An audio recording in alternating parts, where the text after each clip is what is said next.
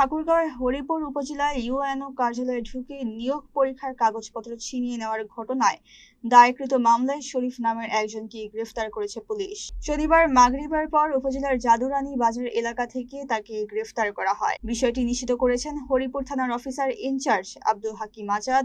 গ্রেফতারকৃত শরীফ হরিপুর উপজেলার নন্তগাঁও গ্রামের আবুল হোসেনের ছেলে। তিনি হরিপুর থানা বিএনপির দপ্তর সম্পাদক বলেও জানা গেছে। পুলিশ জানায়, শুক্রবার মেদিনী সাগর টেকনিক্যাল অ্যান্ড বিএম কলেজের ৪র্থ শ্রেণীর কর্মচারী নিয়োগ পরীক্ষার কাগজ ছিনিয়ে নেওয়ার ঘটনায় উপজেলা বিএনপির সভাপতি জামাল উদ্দিন সহ ৯ জনের নাম উল্লেখ এবং আরো ৩০ জনকে অজ্ঞাতনামা আসামি করে মামলা দায়ের করা হয়েছে। বাকি আসামিদের গ্রেফতারের চেষ্টা অব্যাহত রয়েছে।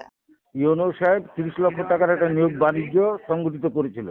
ইউএনও সাহেব এবং ওই কলেজের প্রিন্সিপাল দুইটা নিয়োগ নিয়ে এটা জানাজানি হওয়ার পর এটা আমরা নিয়োগটা বন্ধ করতে বলছিলাম যে আপনি আগে নিয়োগ বাণিজ্যটা এই যে ৩০ লক্ষ টাকার অবৈধ লেনদেন হয়েছে এটা তদন্ত করেন, তারপর নিয়োগটা দেন আপনি। কিন্তু ইউএনও সাহেব আমলে নেয় নেই না, এগুলি কাগজপত্র আমরা ওখানে দিয়ে আসছি, ওখানে নিয়েছিল পরীক্ষা এগুলি দিয়ে আসছি ওখানে ইউএনও। ওই সংশ্লিষ্ট প্রতিষ্ঠানের যিনি প্রিন্সিপাল ছিলেন ওনার কাছে নিয়োগ সংক্রান্ত পরীক্ষার্থীগণের খাতাপত্র এবং অন্যান্য ডকুমেন্ট যেগুলো ছিল সেগুলো ছিনে নিয়ে গেছেন আর কি। যে ধরনের একটা অবৈধ কাজ করলো এবং নিয়োগ চলাকালে ওনারা ওখানে গিয়ে অতর্কিত আক্রমণ করেছিল। পরবর্তীতে আমরা নিয়োগ কমিটির যিনি সদস্য সচিব আছেন এই উক্ত কলেজের প্রিন্সিপাল উনি মামলা দায়ের করেছেন।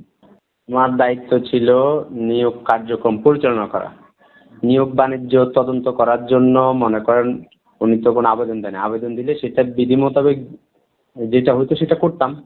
উনি তো আর আমার কাছে আবেদন দেননি, ঠিক আছে। মৌখিকভাবে উনি জানিয়েছেন আজকে এবং জানিয়ে বলছেন এটা এখনই বন্ধ করতে হবে। একটা নিয়োগ প্রক্রিয়ার মাঝখানে যেখানে সকল নিয়োগ কমিটির সকলে উপস্থিত এবং যেখানে মনে করেন যারা ক্যান্ডিডেট যারা পরীক্ষা দিবেন সকলে উপস্থিত, তারা এই অবস্থায় কি নিয়োগ বন্ধ করার কোনো সুযোগ আছে কিনা?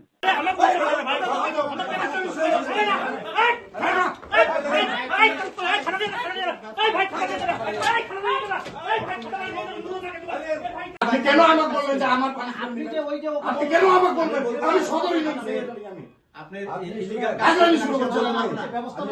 অবশ্যই আমি আপনার এখানে শুনেন বলেন না না কিন্তু আপনি কাজ করবেন আমি কি সেটা বলতে আপনার এখানে আপনি ইলিগাল কাজ চালাবেন এখানে আমরা এই আপনার এখানে আপনি আসার আগে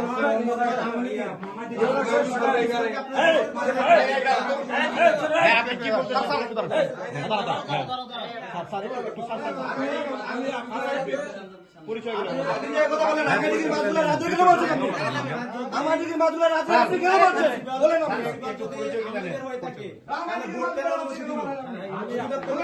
আমি পরিচয় করে দিই। আপনি আমাকে বলছেন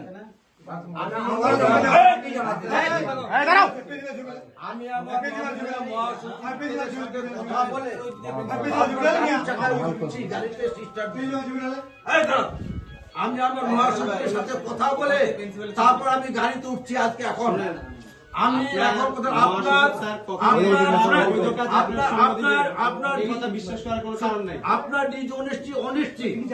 আপনার হরিপুরের মানুষ প্রমাণ করছে যখন অন্ধকার রাত্রে বেলা আপনি একটা সরকারের সম্পত্তি এটা আপনার নিজ অনিষ্টি প্রমাণ। 2 নম্বর, আপনি রাত্রে বেলা অফিস অন্ধকার অফিসে কিছু কিছু ক্লায়েন্টকে নিয়ে আসে আমি অফিস করব, দিনে করব, ভোরবেলা করব, সেটা একান্তই আমার বিষয়। আমাদের অফিস 24/7। আপনি করেন কিংবা দিনে করেন আমাদের কোনো আপত্তি নেই।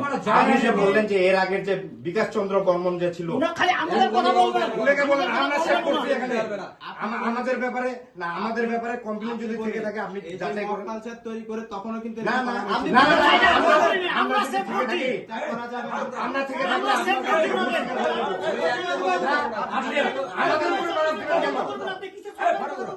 আপনি আওয়ামী লীগের ফেসিস্টদেরকে নিয়োগ দেবেন। আওয়ামী লীগের প্রিন্সিপাল যদি অবৈধ হয় আমরা ভোটকে বলেন ভোটকে বাতিল করে দিন। আমরা তো এই কথাটা আপনাকে বারবার বলছি, আওয়ামী লীগের ফেসিস্টদেরকে আপনি নিয়োগ দেবেন আমরা রুলির পথ তুলবো, এটা হবে না, এটা তো হবে না। আপনার আওয়ামী লীগের সকল যত আপনারা আপনাদের পরিচয় দেন। বহিষ্কার করে দিন। নিয়োগ পরীক্ষা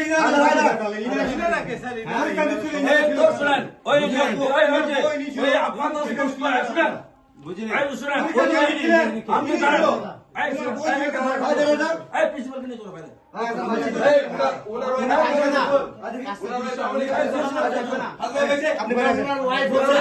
ভাইস চেয়ারম্যানই ছিল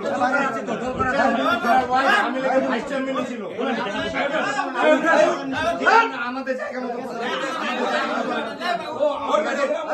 কিন্তু আমার কষ্ট লাগলো স্যার, আমার কষ্ট লাগলো স্যার। আপনি বলছেন আপনার খাতাপত্র নিতে পারো না আমার। আরে ভাই খাতাপত্র নিতে পারো না তোমরা আমার। আমরা বিকাশ চন্দ্র বর্মনকে যদি যাবো আমি বাইরে। আমার মারে দিও, আমি যাবো না। আমি মারে দিও, যাবো, আমি যাবো। আমি সেভ করছি, আমি হরিপুরে মানুষ, তোমরা না না কারোর সাথে আমরা সেভ করছি, আর কারোর সাথে আমাকে তুলনা করতে পারেন না, এটা না। ভাই আপনার পরিচয়? আমি বললাম তো আমি যাবো, আপনার দেখা করতে যাচ্ছি না ভাই। আপনি আমার কাগজ দেওয়ার কোনো ক্ষমতা রাখেন না। কারিগরি শিক্ষা বোর্ড। হ্যাঁ ভাই, আচ্ছা, আপনি এই নিয়োগ পত্রটা নিয়োগ বিজ্ঞপ্তিটা দেখেন তো কত তারিখ হয়েছে, কোন পত্রিকা হয়েছে, কয়টা নিয়োগ বিজ্ঞপ্তি হয়েছে দেখেন।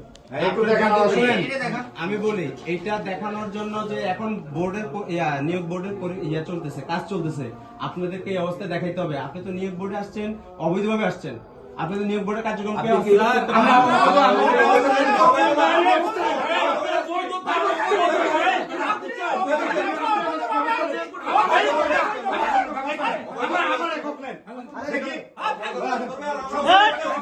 আরে আমার ভাই ভাই